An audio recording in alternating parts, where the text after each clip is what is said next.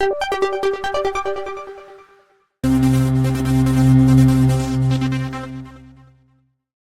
बच्चों, कैसे हो? उम्मीद करती हूँ कि आप बहुत अच्छे होंगे और आपकी पढ़ाई भी बहुत अच्छे से हो रही होगी। तो आज हम इस वीडियो के द्वारा कक्षा चौथी की अंकुर अभ्यास पुस्तिका मतलब वर्कशीट हिंदी सप्ताह 13 दिवस 1 से लेके 1 और 2 पाठ 8 महान वैज्ञानिक की महान खोज के प्रश्नों को हम समझते हुए हल करने वाले हैं। तो क्या आप लोग तैयार हो बच्चों? तो आइए करते हैं हम अपनी अंकुर अभ्यास पुस्तिका मतलब अपनी वर्कशीट को कंप्लीट। तो बच्चों ये सप्ताह 13 है, दिवस 1 है, यहाँ पर पाठ 7 महान वैज्ञानिक की महान खोज। इसमें मौखिक भाषा विकास के अंतर्गत चर्चा करना है। तो चर्चा क्या करना है हमें? चर्चा के लिए प्रश्न है, क्या आपने सावन महीने में कभी झूला झूला है या झूला देखा है? यहाँ देखो चित्र में बताया गया है। इसके बाद क्या बच्चे झूला झूलते समय आपको कैसा लगता है? अगर आपने झूला झूला है तो बताइए। मुझे तो बहुत अच्छा लगता है। सावन महीनों में झूला लोग झूलते हैं और इस पर्व को बहुत अच्छे से मनाते हैं और बहुत खुश होते हैं। क्या पेड़ भी बच्चों के साथ खेलकर आनंदित होते हैं, खुश होते हैं? क्योंकि झूला पेड़ पर ही बांधे जाते थे पुराने समय में और उस पर सावन महीने में पेड़ पर झूला बांधकर झूला झूलते थे लेडीजें। कि पेड़ भी हमारी तरह हंसते और रोते हैं। क्या आपने कभी महसूस किया है? किसी पेड़ के पास जाके खड़े होना और उसकी तरफ गौर से देखना और महसूस करके बताना कि क्या पेड़ भी हमारी तरह हंसते रोते गाते हैं। चर्चा पर यह पाठ है बच्चों और इसी पाठ के अनुसार यहाँ प्रश्नों के उत्तर हमें देना है। अब बच्चों यहाँ पर पठन बोध के अंतर्गत पढ़िए लिखा है। यहाँ काफ़ी बड़ा है लेकिन मैं ये आपको पढ़ के ज़रूर बताऊंगी क्योंकि ये पाठ बहुत ही अच्छा है और इससे बहुत कुछ सीखने को मिलता है। इससे पर्यावरण के बारे में भी हमें जानकारी मिलती है, पेड़ पौधों के बारे में जानकारी मिलती है और बहुत अच्छा शिक्षाप्रद पाठ है। इसलिए मैं तुम्हें ये पढ़कर बताऊंगी और इसको पढ़ने के बाद ही हमें सारे प्रश्नों के उत्तर इसी के अंदर से देने हैं, इसलिए आप इसे ध्यान से सुनिएगा। ओके, तो हम पढ़ते हैं। मैं थोड़ा स्पीडली पढ़ूंगी, हमारा जल्दी हो जाए वरना वीडियो बहुत ज़्यादा लंबा हो जाता है। तो हम देख लेते हैं। राजेश और रानी घर के आंगन में पेड़ पौधों की क्यारियों की सफाई कर रहे थे। गंदगी साफ होने के कारण आज पेड़ पौधे खुशी से झूम रहे थे। राजेश को अमरूद के पेड़ की आड़ी टेढ़ी डालियां अच्छी नहीं लगी। उसने उसमें से एक डाली तोड़ दी। रानी को यह देखकर बहुत दुख हुआ। उसने राजेश को समझाया कि ऐसा करने से पेड़ को दर्द हो रहा होगा। राजेश ने रानी का मजाक उड़ाया और कहा कि पेड़ पौधों को हमारी तरह दर्द नहीं होता। रानी और राजेश को बहस करता देख उसकी बुआ अलका आ गई। उन्होंने कहा, हमारे देश के महान वैज्ञानिक डॉक्टर जगदीश चंद्र बसु ने यह सिद्ध किया है कि पेड़ पौधों को भी सुख दुख अनुभव होता है। उन्हें बचपन से ही पेड़ पौधों से बहुत लगाव था। उन्होंने केस्कोग्राफ नामक एक यंत्र के द्वारा पेड़ पौधों के स्वभाव का अध्ययन किया और विभिन्न प्रयोगों द्वारा सिद्ध किया कि पेड़ पौधों में भी, यहाँ चेतना लिखा है बच्चों, बुक काफ़ी मोटी है तो मुड़ नहीं पाती इसलिए चेतना दब गया है।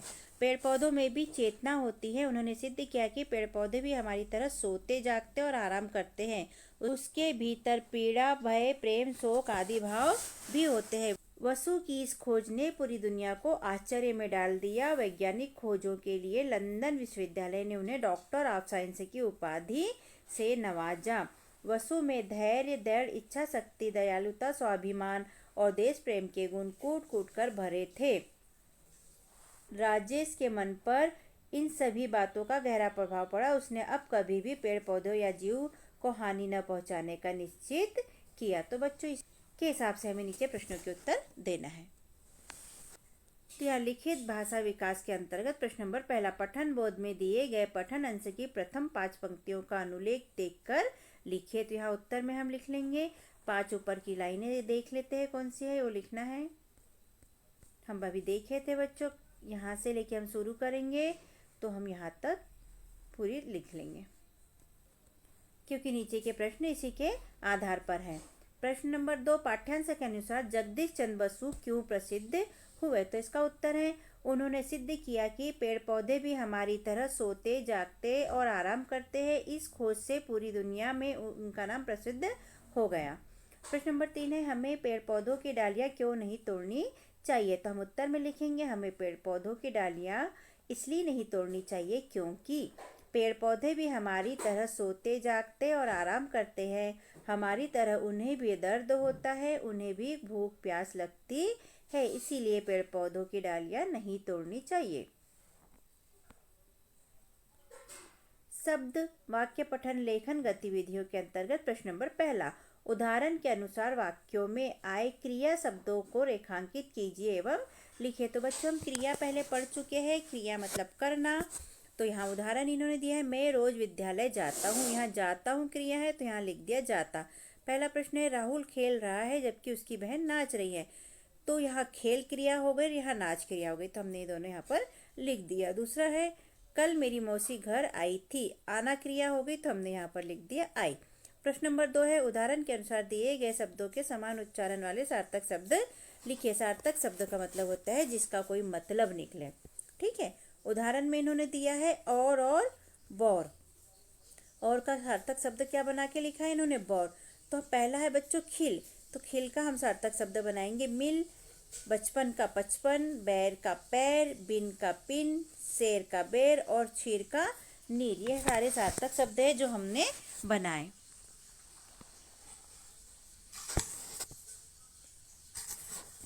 अब धारा प्रवाह पठन के अंतर्गत बच्चों यहाँ पढ़िए, मुझे मेरे घर में बगीचा सबसे अच्छा लगता है। यहाँ हर प्रकार के पेड़ पौधे लगाए जाते हैं। उन पौधों पर लाल, गुलाबी, पीले, सफ़ेद ऐसे कई प्रकार के रंग बिरंगे फूल लगे हैं। बगीचे में हरी भरी घास भी है। चारों तरफ नींबू, अमरूद, आम, अनार आदि के पेड़ है। हमारे बगीचे के कुछ बड़े पेड़ों पर चिड़िया अपना घोंसला बनाकर रहती हैं। कौन से पेड़ों पर? बड़े पेड़ों पर। ठीक है। मौखिक प्रश्न में यहाँ पूछा है बच्चों, प्रश्न नंबर पहला, आप घर या विद्यालय में पेड़ पौधों की देखभाल किस प्रकार करते हैं? तो बताइए बच्चों कि आप अपने पेड़ पौधों की देखभाल कैसे करते हैं, चाहे विद्यालय में हो या घर पे हो। क्या आपने कभी पेड़ लगाए हैं या पेड़ पौधों की देखभाल आपने की है? चलिए आप इसे कमेंट में लिख के बताना। हम आपको बताते हैं कि पेड़ पौधों की देखभाल कैसे करनी चाहिए और हम कैसे करते हैं, विद्यालय में हो या घर में हो। हम पेड़ पौधों को समय समय पर पानी देते हैं, उनकी सूखी पत्तियों को हटा देते हैं, उनके आसपास सफाई रखते हैं, उनकी जड़ों के पास में मिट्टी चढ़ाते हैं और ज़रूरत पड़ने पर उन्हें खाद भी देते हैं। इसके बाद लिखित प्रश्न के अंतर्गत प्रश्न नंबर पहला, चिड़ियों ने अपना घोंसला किन पेड़ों पर बनाया होगा, नाम लिखिए। तो सोचकर बताना है कि चिड़ियों ने अपना घोंसला किन पेड़ों पर बनाया होगा। तो आप बताइए बच्चों, कहाँ बनाती है चिड़िया अपना घोंसला? जो बड़े से पेड़ होते हैं, जो घने से पेड़ होते हैं, चिड़िया अपना घोंसला उन पर बनाती है। तो हम उत्तर में लिखेंगे, चिड़ियों ने अपना घोंसला आम, अनार, जामुन के पेड़ों पर बनाया होगा, क्योंकि ये पेड़ कैसे होते हैं? बड़े होते हैं और घने और छायादार होते हैं। अभ्यास के अंतर्गत स्वतंत्र लेखन, अपने आसपास पाए जाने वाले पेड़ पौधों की सूची दिए गए बिंदुओं के आधार पर बनाइए और सही कॉलम में सही का निशान लगाइए। आप एक से अधिक कॉलम में निशान लगा सकते हैं। तो यहाँ सरल क्रमांक लिख लेंगे, यहाँ पेड़ के नाम लिख लेंगे। अब पेड़ कौन कौन से दिए हैं? झाड़ीदार, फलदार, कांटेदार, फूल वाले और औषधीय पेड़। तो हमने पहले नंबर पे पेड़ लिखा है गुलाब का। तो गुलाब का पौधा कैसा होता है बच्चों? ये होता है झाड़ीदार और कांटेदार भी होता है, फूल भी देता है और औषधीय भी देता है। दूसरा हमने लिखा है बेर। तो ये होता है झाड़ीदार पौधा होता है और ये फल भी देता है, बेर के कांटेदार भी होता है। ठीक है। तीसरा हमने लिख लिया है नीम का पेड़। तो नीम का पेड़ होता है औषधीय पेड़। चौथा पीपल। तो ये पीपल का पेड़ भी होता है औषधीय पेड़। पांचवा हमने लिखा है आम। तो आम का पेड़ फलदार होता है। छठवां हमने लिख लिया सागौन का पेड़, जो कि औषधीय पेड़ होता है। अब स्वतंत्र पठन के अंतर्गत बच्चों पढ़िए, आज से करीब 4.5 साल पहले की बात है। पूर्णमासी की रात थी। 12 साल का एक बालक पहाड़ी पर चढ़ रहा था। उसे लगा चांद भी उसके साथ चल रहा है। उसने अपने दोस्त को पहाड़ी से उतरने को कहा और पूछा कि क्या चांद उसके साथ उतर रहा है। दोस्त बोला हाँ। बालक समझ गया कि ये उनकी आंखों का धोखा है, जबकि चांद तो अपनी जगह पर है। इसी बालक ने आगे चलकर दूरबीन का आविष्कार किया। इनका नाम था गैलीलियो। क्या नाम था इनका? गैलीलियो। आगे प्रश्न में हमें जरूरत पड़ेगी इसकी। लिखित प्रश्न के अंतर्गत प्रश्न नंबर पहला, क्या आपको कभी ये भ्रम हुआ है कि चीजें आपके साथ चल रही है? यदि हाँ तो कब? तो उत्तर में हम लिखेंगे हाँ। जब हम बस या ट्रेन से सफ़र करते हैं तब हमें यह महसूस होता है, भ्रम होता है कि चीज़ें भी हमारे साथ में चल रही है, जैसे मकान, पेड़ पौधे, सभी चीज़ें। प्रश्न नंबर 2 है बच्चों, दूरबीन की खोज करने वाले वैज्ञानिक का नाम लिखे। तो हमने अभी जस्ट ऊपर पढ़ा था बच्चों, हम उत्तर में लिखेंगे दूरबीन की खोज गैलीलियो नामक वैज्ञानिक ने की थी। अब यहाँ सप्ताह 1 कंप्लीट होता है बच्चों और सप्ताह 2 यहाँ से शुरू होता है। तो आपको हमारा समझाना पढ़ाना कैसा लगा? अगर अच्छा लगता है तो हमारे चैनल को सब्सक्राइब कीजिए, वीडियो को लाइक और शेयर जरूर कीजिए। Okay, thank you. दिवस 2 में देख लेते हैं बच्चों क्या है। मौखिक भाषा विकास के अंतर्गत चर्चा के बिंदु दिए गए हैं। इस समय कौन सी ऋतु चल रही है? तो बच्चों इस समय कौन सी ऋतु चल रही है? अभी ठंड की ऋतु चल रही है। इस ऋतु में पेड़ पौधों पर असर होता है? तो हाँ, ऋतुओं का पेड़ पौधों पर असर होता है। आपको गमले में लगे पौधे और ज़मीन में लगे पौधों में क्या क्या अंतर दिखाई देता है? तो बच्चों बताइए कि ज़मीन में और गमलों में लगे पेड़ पौधों में आपको क्या क्या अंतर दिखाई देता है? क्या आपकी तरह पेड़ पौधों को भी दोस्त साथी की आवश्यकता होती है? तो ये महसूस करके बताइए। तो बच्चों ये तो आप कमेंट में लिख के बता देना, हम आपको बताएंगे कि ऋतुएं 4 होती है, अलग अलग समय पर अलग अलग ऋतु चलती है। इस और ऋतुओं का पेड़ पौधों पर असर होता है। गमले में लगे और ज़मीन में लगे पौधों में अंतर होता है। गमले में हम छोटे पौधे लगाते हैं और ज़मीन में हम जो पौधे लगाते हैं हम बड़े भी पौधे लगा सकते हैं। ज़मीन में लगे पौधे बहुत ज़्यादा फैलते हैं, बड़े भी हो जाते हैं, ग्रो जल्दी करते हैं, जबकि गमले में हम पौधा धीरे से और कुछ हद तक ही ग्रो कर पाता है। ज़्यादा बड़े पौधे हम गमले में नहीं लगा सकते। अब यहाँ पठन बोध के अंतर्गत पढ़िए। राजेश से लेके, हमने जो ऊपर पठन बोध किया है, राजेश से लेके पूरा चालू करते हुए निश्चय किया तक, मतलब जो हमने पूरा पढ़ा था उसे पूरा पढ़ना है बच्चों और उसी के अनुसार यहाँ प्रश्नों के उत्तर देना है। दिवस 1 में दिए गए सरलीकृत पाठ को पढ़िए। तो दिवस 1 में जो सरलीकृत पाठ दिया था हमारा पूरा करीबन 10-15 लाइन का, वो पूरा पढ़ना है यहाँ पर। लिखित भाषा विकास के अंतर्गत प्रश्न नंबर 1, पठन बोध में दिए गए पठन अंश की अंतिम 5 पंक्तियों का अनुलेख देखकर लिखे। तो अंतिम पंक्ति में ये बसु की इस खोज से चालू होकर खत्म हुआ था, हानि न पहुंचाने का निश्चय किया था।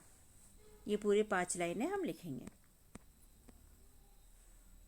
इसके बाद प्रश्न नंबर 2 है बच्चों, डॉक्टर वसु ने केस्कोग्राफ की सहायता से क्या पता लगाया? तो हम उत्तर में लिखेंगे डॉक्टर वसु ने केस्कोग्राफ की सहायता से यह पता लगाया कि पेड़ पौधों में भी चेतना होती है, जो कि हमने ऊपर पढ़ा था। प्रश्न नंबर 3 है बच्चों, ऐसे कौन से भाव है जो मनुष्य और जंतुओं की तरह ही पेड़ पौधे भी महसूस करते हैं? लिखिए। तो हम उत्तर में लिखेंगे पीड़ा, भय, प्रेम, शोक, सोना, जागना आदि आदि भाव पेड़ पौधे भी महसूस करते हैं। अब यहाँ शब्द वाक्य पठन लेखन गतिविधियों के अंतर्गत प्रश्न नंबर 1, कोष्टक में दिए गए काल के अनुसार रेखांकित क्रिया शब्दों का उपयोग बदलकर नया वाक्य बनाइए। उदाहरण में दिया है सरिता अपने दादाजी से अंग्रेजी सीखती है। तो कोष्टक में यहाँ क्या दिया है? भविष्यकाल में से बदलकर लिखना है। तो हम भविष्यकाल में सीखती को भविष्यकाल में बदलकर लिखेंगे एक वाक्य। अटल अटल अपने गुरुजी से संस्कृत भाषा सीखेगा। भविष्यकाल में बदल दिया है वाक्य को, तो हमें भी इस तरह ही करना है। तो पहला है बच्चों, नायरा कल फूलों वाले पौधे लगा रही थी। तो हम यहाँ पर वर्तमान काल का इसको बदल के लिखना है, लगा रही थी को नायरा आज फल वाले पेड़ लगा रही है। दूसरा है कल भारत और श्रीलंका के बीच मैच खेला गया था। यहाँ भविष्यकाल में ही लिखना है। तो आज भारत और इंग्लैंड के बीच मैच खेला जाएगा। तीसरा है कल गांव में वृक्षारोपण का आयोजन किया जाएगा, मतलब भविष्यकाल के बारे में बोला गया है किया जाएगा। तो देख लेते हैं कल शाला में बाल सभा का आयोजन। चौथा है बच्चों, रानी की बुआ अलका घर आएगी। तो यहाँ पर लिखेंगे हम मेरी मौसी आज वापस घर आ रही है। वर्तमान में लिख दिया हमने आ रही है। नंबर 2 है बच्चों, उदाहरण के अनुसार दिए गए वाक्यों में उचित विराम चिन्ह लगाकर पुनः लिखिए। तो हम विराम चिन्ह पढ़ चुके हैं बच्चों, आप इसको इसकी जानकारी है तो देख लेते हैं। उदाहरण में क्या दिया है? रानी बोली, यहाँ क्या लगा है? योजक चिन्ह। फिर यहाँ अवतरण चिन्ह में लिखा है ओह। फिर विस्मयबोधक चिन्ह लग गया, तुमने पेड़ की डाली क्यों तोड़ दी? यहाँ पर अवतरण चिन्ह बंद हो गया और प्रश्न था इसलिए यहाँ लग गया प्रश्नवाचक चिन्ह। तो पहला दिया है इन्होंने, नाना जी ने कहा वह तुमने पौधे लगाकर बहुत अच्छा काम किया। तो इसमें हमको विराम चिन्ह लगाना है, तो हम उत्तर में लिख देंगे नाना जी ने कहा, योजक चिन्ह लगा देंगे वाह। वाह अरे आह के बाद लगता है विस्मय बोधक चिन्ह, तो हमने यहाँ लगा दिया विस्मय बोधक चिन्ह। तुमने पौधे लगाकर बहुत अच्छा काम किया है, यह वाक्य पूर्ण हो गया इसलिए हमने लगा दिया पूर्ण विराम। दूसरा है, पेड़ पौधे हमें क्यों नहीं तोड़ने चाहिए। तो हम इसमें विराम चिन्ह लगाकर उत्तर लिखेंगे, पेड़ पौधों के बीच में योजक चिन्ह आ जाएगा। पेड़ पौधे हमें क्यों नहीं तोड़ने चाहिए, प्रश्न किया है इसलिए लास्ट में प्रश्नवाचक चिन्ह लग जाएगा। तीसरा है बच्चों, नाटक में प्रीति, नेहा, भारती और सौरभ ने भाग लिया है, सुनकर गुरुजी खुश हुए। तो हम इस उत्तर में लिखेंगे, नाटक में प्रीति के बाद अल्प विराम, नेहा के बाद अल्प विराम, भारती और सौरभ ने भाग लिया है, फिर अल्प विराम, सुनकर गुरुजी खुश हुए। यहाँ वाक्य पूर्ण होता है इसलिए हमने लगा दिया पूर्ण विराम। चौथा है, अरे तुम इतनी तेज कैसे दौड़ सकते हो, धीरे धीरे दौड़ो। तो यहाँ देखो बच्चों, प्रश्न भी है, अरे भी लिखा है, धीरे धीरे भी लिखा है। तो हम सारे चिन्ह का उपयोग करते हुए इसको कंप्लीट करेंगे। उत्तर में लिखेंगे अरे, यहाँ पर लग जाएगा विस्मय बोधक चिन्ह। तुम इतनी तेज कैसे दौड़ सकते हो, ये एक प्रश्न है इसलिए यहाँ लगा देंगे प्रश्नवाचक चिन्ह। धीरे धीरे के बीच में लगा देंगे योजक चिन्ह। और दौड़ो, दौड़ो के बाद वाक्य पूर्ण हो जाता है इसलिए यहाँ पर लगा देंगे पूर्ण विराम। तो इस तरह ये हमारे विराम वाले प्रश्न कंप्लीट हुए। तो बच्चों, आपको कैसा लगता है हमारा पढ़ाना और समझाना? अच्छा लगता है हमारे चैनल को सब्सक्राइब कीजिए, वीडियो को लाइक कीजिए, शेयर कीजिए। ओके, धन्यवाद। धारा प्रवाह पठन के अंतर्गत यहाँ पर कंप्यूटर के बारे में दिया गया है और इसे पढ़कर हमें प्रश्नों के उत्तर देना है। तो हम इसे स्पीडली पढ़ लेते हैं क्योंकि वीडियो हमें ज़्यादा लंबा नहीं बनाना है। कंप्यूटर दिखने में बॉक्स के आकार जैसा एक उपकरण होता है जिसमें टेलीविज़न जैसी एक स्क्रीन होती है जिसे मॉनिटर कहते हैं। इसके साथ ही एक टाइपराइटर होता है जैसा यंत्र होता है जिससे हम सूचनाओं को कंप्यूटर में प्रविष्ट कराते हैं। इस यंत्र को कीबोर्ड कहते हैं। इसकी सहायता से कंप्यूटर को भी निर्देश दिए जाते हैं। इसका परिणाम स्क्रीन पर दिखाई देता है। इस परिणाम को कागज पर छापने के लिए प्रिंटर का प्रयोग किया जाता है। तो मौखिक प्रश्न के अंतर्गत यहाँ प्रश्न पूछा है पहला, कीबोर्ड किसे कहते हैं। हमने अब भी इसमें पढ़ा था, एक टाइपराइटर जैसा यंत्र होता है जिससे सूचनाएं को कंप्यूटर में प्रविष्ट कराते हैं। इस यंत्र को कीबोर्ड कहते हैं जिससे कि हम लिखते हैं और लिखने से स्क्रीन पर वो लिखा वाला आता है, उसे कहते हैं कीबोर्ड, उन बटनों को। ठीक है, अब यहाँ लिखित प्रश्न के अंतर्गत बच्चों प्रश्न नंबर पहला, कंप्यूटर में कौन कौन से उपकरण होते हैं लिखिए। तो यहाँ उत्तर में हम लिखेंगे, हमने अभी कौन कौन से यंत्र देखे, मॉनिटर लिखेंगे पहले नंबर पे, दूसरे पे लिखेंगे कीबोर्ड और तीसरे पे लिखेंगे टाइपराइटर और चौथे पे लिख देंगे प्रिंटर। तो यहाँ आप लिखिए, मैं लिखना भूल गई थी। ओके, स्वतंत्र अभ्यास के अंतर्गत स्वतंत्र लेखन का प्रश्न नंबर पहला, अपनी बात को आगे जोड़िए। यहाँ सोच समझकर अपनी बात को आगे जोड़ना है। अगर मैं अपनी शाला का पर्यावरण मंत्री होता तो मैं अपनी शाला में अनेक प्रकार के छायादार व फलदार वृक्ष लगाता और उसकी देखरेख करता तथा अन्य बच्चों को भी पेड़ लगाने के लिए प्रोत्साहित करता। तो ये तो मैंने अपने विचार लिखे हैं बच्चों, आप अपने विचार यहाँ लिख सकते हैं या सेम यह भी उतार सकते हैं। अब स्वतंत्र पठन के अंतर्गत यहाँ पर एक विज्ञापन का पोस्टर दिया गया है जिसे ध्यानपूर्वक देखिए क्योंकि सारे प्रश्नों के उत्तर इसी से देने हैं। तो ये किसका विज्ञापन है, यहाँ दुकान का नाम दिया है लोटपोट हेलमेट सेंटर हसना नगर। तो बच्चों इसके अंदर दिया गया है धमाका भारी छूट स्टॉक सीमित, इधर भी धमाका लिखा है और यहाँ एक पर एक फ्री लिखा है। तो क्या है एक पर एक फ्री, पुरुष हेलमेट के साथ में महिला हेलमेट फ्री लिखा है और यहाँ लिखा है आपके सिर का रक्षक हेलमेट। तो हेलमेट क्या होता है, सिर की रक्षा करने वाला क्या होता है, रक्षक होता है। ठीक है, यहाँ पर लिखा है पुरुष हेलमेट का चित्र दिया है, यहाँ महिला हेलमेट का चित्र दिया है। तो ये हमारा विज्ञापन हो गया। अब देखते हैं प्रश्न, यहाँ मौखिक प्रश्न है। प्रश्न नंबर 1, हमें हेलमेट का प्रयोग क्यों करना चाहिए? तो बताइए बच्चों, हमें हेलमेट का प्रयोग क्यों करना चाहिए? आप कमेंट में लिखिए, मैं आपको यहाँ समझाकर बताती हूँ। हेलमेट लगाने से हमारी सेफ्टी होती है। बाई चांस कभी हम गिर गए या हमारा एक्सीडेंट हो गया तो हमारे सिर की सेफ्टी होती है, क्योंकि सिर बहुत नाजुक जगह होता है और हेलमेट से हमारी सिर की सेफ्टी होती है। इसीलिए हमें हमेशा हेलमेट लगाना चाहिए। सिर की, आँखों की, कान की, सबकी सेफ्टी हेलमेट लगाने से हो जाती है। यहाँ लिखित प्रश्न के अंतर्गत बच्चों, प्रश्न नंबर 1, विज्ञापन में दुकान पर क्या ऑफर चल रहा है? दुकान का नाम भी लिखिए। तो एक तो हमें ऑफर लिखना है और दुकान का नाम लिखना है। तो हमने उत्तर में ऑफर लिखा पहले, पुरुष हेलमेट के साथ महिला हेलमेट फ्री। यहाँ पर लिखा है 1 पर 1 फ्री, ये पुरुष हेलमेट के साथ महिला हेलमेट फ्री। और दुकान का नाम क्या लिखा है? अभी पढ़ा था हमने, ये लोटपोट हेलमेट सेंटर हसना नगर। यहाँ पर दुकान का नाम लिख लिया, लोटपोट हेलमेट सेंटर हसना नगर। तो इस तरह यहाँ पर हमारे प्रश्न के उत्तर होते हैं कंप्लीट। सप्ताह 13 का पहला दिवस और दूसरा दिवस हुआ कंप्लीट। आगे वीडियो में हम बच्चों सप्ताह 13 के 3, 4 और 5, 6 दिवस को कंप्लीट करेंगे। ठीक है, तो आपको हमारा समझाना और लिखवाना कैसा लगा? यदि आपको हमारे समझाने का अंदाज और लिखवाने का अंदाज पसंद आता है तो हमारे चैनल को सब्सक्राइब कीजिए, वीडियो को लाइक कीजिए, शेयर कीजिए और कमेंट भी लिखिए, ताकि हमें मोटिवेशन मिलते रहे और हम इस तरह के वीडियो और बनाकर अपलोड करते रहे। ओके बच्चों, फिर मिलते हैं, बाय बाय।